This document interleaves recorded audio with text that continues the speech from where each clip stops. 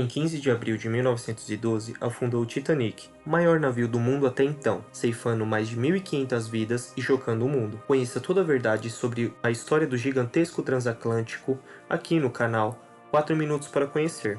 Mas antes peço que você se inscreva no canal e curta o vídeo para fortalecer o nosso trabalho.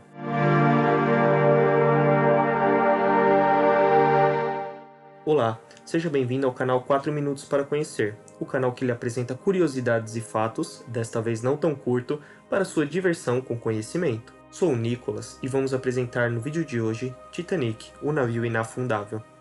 Sua história se inicia em 1907, quando o presidente da companhia White Star Line e o presidente dos estaleiros Harland and Wolff decidiram construir 3 navios para competir com seus concorrentes. Essas embarcações, denominada classe Olympic, teriam os 3 maiores, mais luxuosos e seguros navios até então.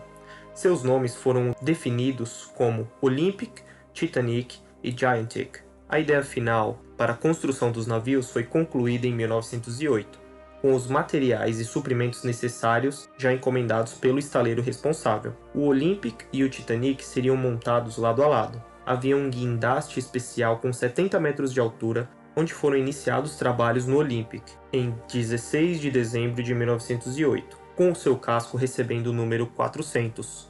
Já o Titanic começou a ser montado 4 meses depois, no dia 22 de março de 1909. O seu casco recebeu o número 401, para poder diferenciar os dois irmãos. O Olympic foi construído com um casco inteiramente branco e o Titanic recebendo o casco na cor inteiramente preta. Seu casco era formado por aproximadamente 2.000 placas de aço medindo 3 metros de comprimento por 2 de largura e uma espessura entre 2,5 a 3,8 centímetros, que eram mantidas unidas por mais de 3 milhões de rebites. Seu lançamento ao mar ocorreu no dia 31 de maio de 1911. Mais de 100.000 pessoas estavam presentes para testemunhar a ocasião. Seu lançamento ao mar foi com a ajuda de 20 toneladas de sebo, óleo, graxa e sabão, que foram passados por todas as cunhas que os mantinham no lugar. O Titanic tinha 269 metros de comprimento, 28 metros de largura e 53 metros de altura. Ele operava com uma tripulação de 892 pessoas, podendo transportar até 2.435 passageiros, dispostos em 3 classes. Ao todo, o Titanic custou 7,5 milhões de dólares em valores da época, o que hoje equivale a aproximadamente 230 milhões de dólares. O navio era dividido em 10 convéses, sendo o maior navio transatlântico construído até então. O convés mais alto era chamado de convés superior, ou convés dos botes, e é ali onde ficavam os botes salva-vidas, os alojamentos dos oficiais e a ponte de comando. Abaixo estavam os convéses de A a G, destinado a todos os passageiros, com exceção do último, que também abrigava compartimentos de carga.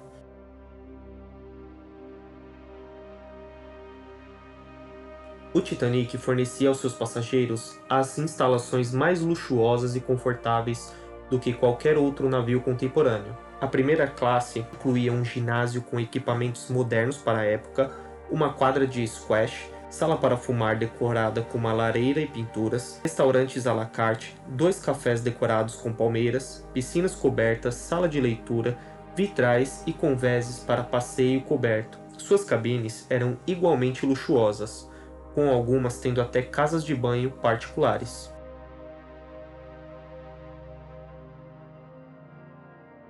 O Titanic partiu em sua primeira e única viagem com 1.316 passageiros a bordo, sendo 325 na primeira classe, 285 na segunda e 706 na terceira classe. Deles, 922 embarcaram em Southampton, 274 embarcaram num porto francês e mais 120 Queenstown, na Irlanda. Na primeira classe estavam os passageiros mais ricos do navio. Dentre eles tinham empresários, artistas, oficiais militares, políticos e outros. Em muitos casos, eles viajavam com várias malas de bagagem e um ou mais criados particulares. Dentre as personalidades da primeira classe, poderia se destacar Joseph Bruce, presidente da White Star Line, e Thomas Andrews, um dos engenheiros do navio. Ambos viajaram a fim de observar possíveis defeitos que poderiam ocorrer e melhorias que poderiam ser aplicadas no próximo navio em construção. A segunda classe era mais diversificada, que incluía empresários, professores, clérigos e imigrantes. Dentre eles, é possível destacar Lawrence Besley, um jornalista e escritor britânico que depois do naufrágio publicaria um dos primeiros relatos do desastre, The Loss of the SS Titanic. Por fim, a terceira classe, onde estavam os imigrantes e pessoas que muitas vezes viajavam em grandes grupos familiares de até 12 membros. Eles vinham de diferentes partes da Europa, Escandinávia, leste europeu, Irlanda e até mesmo da Ásia. Antes do embarque, todos foram sujeitos a um controle sanitário, pois os regulamentos de migração norte-americano eram bem rigorosos para evitar contaminação. A travessia do Titanic pelo Oceano Atlântico ocorreu sem grandes incidentes pelos 2 dias seguintes. No dia 12 de abril, ele começou a receber avisos de gelo vindos de outras embarcações. A primeira mensagem deste tipo foi do SS La Touraine, que alertava sobre uma névoa densa, uma espessa camada de gelo na superfície da água e vários icebergs em diferentes pontos do oceano. Essa mensagem foi imediatamente entregue ao capitão Smith. O navio recebeu várias outras informações de iceberg e campos de gelo por todo o dia seguinte. De tarde, um incêndio que estava ocorrendo em uma de suas reservas de carvão desde antes da partida de Southampton foi finalmente apagado. Esse tipo de incidente não era incomum em embarcações da época, porém sua intensidade foi rara devido a uma explosão de gás e pela baixa qualidade do carvão ocasionada por uma greve de mineiros. Foram necessários vários homens para apagar o fogo, que possivelmente pode ter enfraquecido as paredes do casco. No mesmo dia, um navio das proximidades enviou uma mensagem por volta das 22h30, notificando sobre mais camadas grossas de gelo e campos de iceberg. O recebimento dessa mensagem foi confirmado no diário de bordo por um dos oficiais. Novas mensagens foram recebidas também durante a tarde e a noite do dia 14 de abril. Diferentemente das anteriores, apenas alguns desses avisos foram entregues na ponte, e Smith não tomou conhecimento da maioria deles. Por volta das 23h30 do dia 14 de abril, o Titanic estava viajando a pouco mais de 21,5 nós, por volta de 40 km por hora, com a maioria dos passageiros já estando dormindo ou em suas cabines. Neste momento, na ponte de comando, estavam de serviço o primeiro oficial, Murdoch, e o sexto oficial, Moody. No cesto da gávea, no mastro principal, estavam os vigias Frederick, Fleet e Reginald Lee. Era uma noite escura, não havia nuvens e nem lua no céu. A água estava completamente calma. Atualmente, sabe-se que águas extremamente calmas, como daquela noite, é um sinal de presença de icebergs por perto. Porém, isso não era conhecimento dos marinheiros da época. Fleet e Lee avistaram um iceberg diretamente à frente do navio, a aproximadamente 23h40. Fleet tocou o sino de alerta 3 vezes e telefonou para a ponte, informando Moody sobre o gelo. O sexto oficial repassou o aviso para Murdoch, que por sua vez ordenou uma parada total das máquinas e que Hitchens virasse a embarcação toda para bombordo.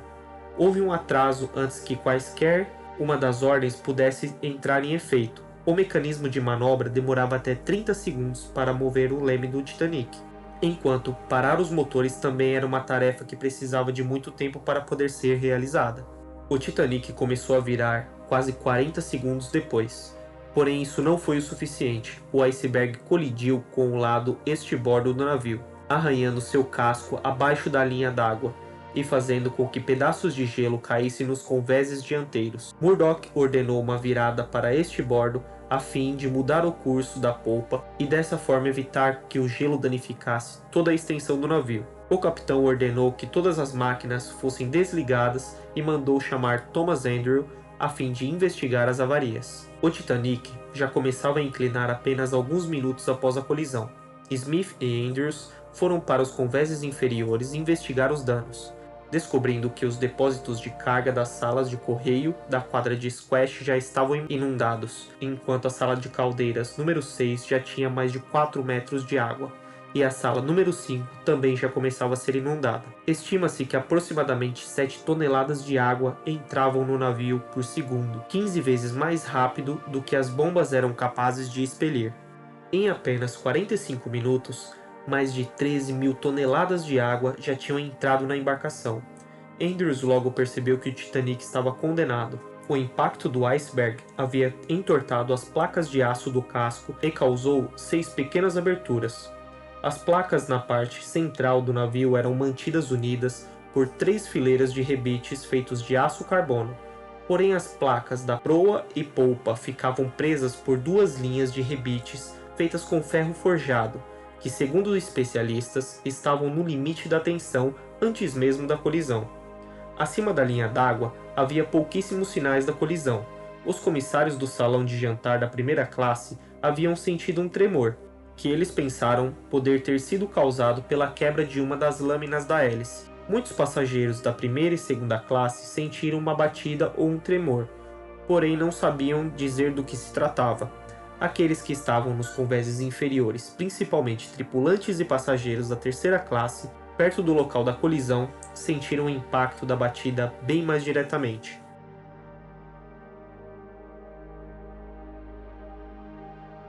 À meia-noite e 5 minutos já do dia 15 de abril, Smith ordenou que todos os botes fossem preparados e os passageiros fossem acordados. Os comissários de bordo logo foram bater nas portas, chamando os passageiros e pedindo para que eles fossem para o convés dos botes. O tratamento recebido dependia da sua posição social. Os comissários da primeira classe cuidavam cada um de apenas algumas cabines, então eles podiam ajudar os passageiros a se vestirem e ir para o convés, enquanto os comissários da segunda e terceira classe tinham que percorrer várias cabines rapidamente, rudemente acordando os passageiros e mandando-os colocar os coletes salva-vidas. Não foi dito que o navio estava afundando, porém algumas pessoas perceberam que ele já começava a se inclinar. No convés, a tripulação iniciou o preparo dos botes, porém era difícil ouvir qualquer coisa devido ao barulho do vapor das caldeiras, que estava sendo evacuado pelas chaminés. O som era tão alto que tiveram que usar sinais de mão para se comunicarem. Além disso, eles estavam mal preparados para uma emergência, já que o treinamento com botes havia sido mínimo. O preenchimento dos botes salva-vidas começou por volta da meia-noite e 20 minutos. O segundo oficial, Lightoller, dirigiu-se ao capitão e sugeriu que a evacuação fosse iniciada com mulheres e crianças. Smith, ainda em estado de paralisia, concordou com a cabeça e disse: "Coloque as mulheres e crianças e abaixe-os." O segundo oficial assumiu o lançamento dos botes no lado bombordo, enquanto Murdoch ficou encarregado do lado estibordo. Entretanto, os 2 homens interpretaram as ordens de maneira diferente. O primeiro oficial entendeu que as mulheres e crianças primeiro, enquanto o segundo oficial presumiu que eram mulheres e crianças apenas. Dessa forma, Lightoller lançava seus botes caso não houvesse nenhuma mulher por perto da embarcação, enquanto Murdoch, por sua vez, permitia a entrada de homens depois de embarcada todas as mulheres e crianças. Nenhum dos dois sabia exatamente a capacidade dos barcos e temeram superlotá-los. Assim, vários botes foram abaixados com menos da metade da sua capacidade total. Pouquíssimos passageiros estavam inicialmente dispostos a embarcar nos botes, e os oficiais tiveram grande dificuldade em persuadi-los. Eles eram, em sua enorme maioria, membros da primeira classe. Algumas mulheres, casais e homens solteiros foram persuadidos a entrar no bote número 7. Que foi o primeiro a ser lançado ao mar por volta da meia-noite e 45, com apenas 28 pessoas. O último barco a ser lançado com sucesso foi o desmontável D, às 2 horas e 5 minutos da manhã, com apenas 20 pessoas a bordo, com mais 2 pessoas pulando nele enquanto estava sendo abaixado. A água já havia alcançado os convéses dos botes e o castelo da proa, que estava totalmente submerso. Smith fez uma última inspeção pelo convés, liberou Bride e Phillips de suas funções e anunciou para a tripulação que agora é cada homem por si. Agora, antes de entrarmos nos momentos finais do Titanic, gostaria de deixar 2 desafios para vocês. Comentem aqui embaixo o que estão achando desse vídeo num formato um pouco mais longo, com uma história mais completa. E também, em sua opinião, qual foi o fator determinante para que essa tragédia tenha ocorrido? Feito isso, sem mais enrolação, agora vamos para os momentos finais do Titanic.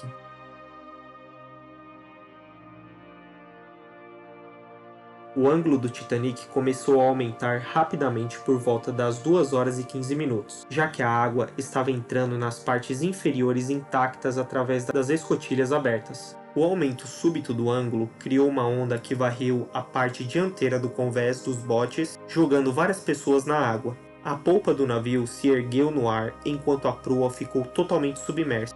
Após mais 1 minuto de luzes acesas do Titanic piscarem e se apagarem completamente, deixando todos na escuridão, após mais de 1 minuto, as luzes do Titanic piscaram e se apagaram completamente, deixando todos na escuridão. O navio estava sendo sujeito a forças opostas extremas, a proa totalmente inundada, puxando-o para baixo, enquanto o ar dentro da polpa o mantinha na superfície. O navio de repente se partiu em dois, perto da terceira chaminé, pouco depois das luzes terem se apagado. A proa permaneceu ligada à polpa por poucos segundos, puxando-a de um ângulo bem alto antes de se soltar, deixando a polpa flutuando. Ela balançou enquanto vários compartimentos eram inundados, até chegar a uma posição quase vertical, onde permaneceu por alguns momentos. O Titanic finalmente afundou por completo aproximadamente às 2h20 da manhã, 2 horas e 40 minutos após a colisão. Imediatamente, centenas de passageiros e tripulantes foram deixados no mar congelante, cercados por destroços que tinham se desprendido do navio e passaram a ser usados como boias. Algumas pessoas morreram quase instantaneamente de infarto agudo do miocárdio, causado pelo repentino estresse do sistema cardiovascular. Outros progrediram pelos sintomas clássicos de hipotermia. Primeiro, tremores extremos pelo corpo, seguido pela diminuição e enfraquecimento dos batimentos cardíacos, até a perda de consciência e, por fim, o óbito. Aqueles nos botes ficaram aterrorizados pelo som das pessoas gritando e pedindo ajuda. O terceiro oficial, Pintman, no bote número 5, mais tarde, afirmou que os gritos o traumatizaram pelo resto da vida. Muitos ocupantes debateram se deveriam voltar e resgatar os naufragados. Alguns botes estavam por perto do navio na hora do naufrágio e conseguiram pegar algumas pessoas, como o número 4. Em todos os outros, os sobreviventes decidiram contra o retorno, provavelmente pelo medo de que os naufragados emborcassem os barcos. O único a voltar foi o número 14, que transferiu os ocupantes do seu bote para outros 2 e partiu em busca de sobreviventes, eventualmente resgatando 5 pessoas que conseguiram permanecer fora da água congelante. Depois disso, havia muito pouco que os sobreviventes pudessem fazer além de esperar o resgate. Até sua descoberta, acreditava-se que o Titanic tinha afundado inteiro, e através dos anos, vários planos surgiram para levantá-lo do fundo do mar. Nenhum virou realidade. O problema fundamental era a extrema dificuldade de encontrar e alcançar os destroços, que estão a quase 4 quilômetros da superfície, em um local onde a pressão da água pode matar em menos de 1 segundo. Por décadas, várias expedições foram organizadas para encontrar o navio, o que ocorreu apenas dia 1º de setembro de 1985, por uma expedição franco-americana liderada por Robert Ballard. A equipe constatou que o Titanic tinha se partido em dois antes de afundar. A proa e a polpa separadas estão a 800 metros de distância uma da outra, em um desfiladeiro na plataforma continental, 650 km sudeste da Terra Nova. Eles estão localizados a 21 km de distância das coordenadas calculadas pelo quarto oficial Boxhall e enviadas pelos operadores do Titanic durante seu naufrágio. E aí, gostou do vídeo? Então curta, compartilhe e se inscreva no canal para receber os próximos vídeos.